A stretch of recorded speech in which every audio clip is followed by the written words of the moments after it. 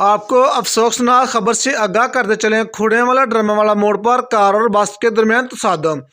शादी पर आए 4 दोस्तों समेत 5 अफराद मौका पर जाम भाग, 10 अफराद शदीद जख्मी।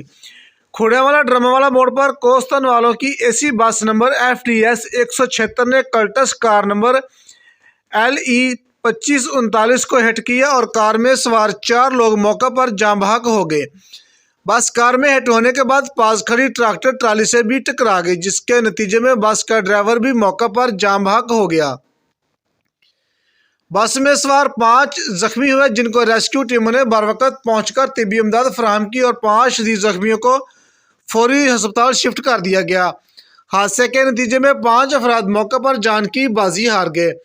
जाम भाग होने वालों में बस ड्राइवर अब्दुल कयूम उम्र 57 साल, जो 267 गाबे टोबे का रहायशी था।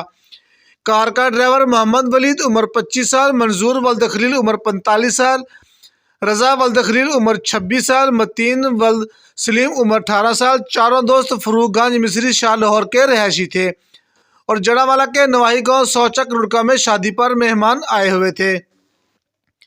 जख्मियों में खुर्शीद बीबी, आसमा बीबी, सकीना बीबी, लिशवा उम्र 13 साल, मोहम्मद अकरम, मोहम्मद जमील, मोहम्मद खुरम, मोहम्मद जैन।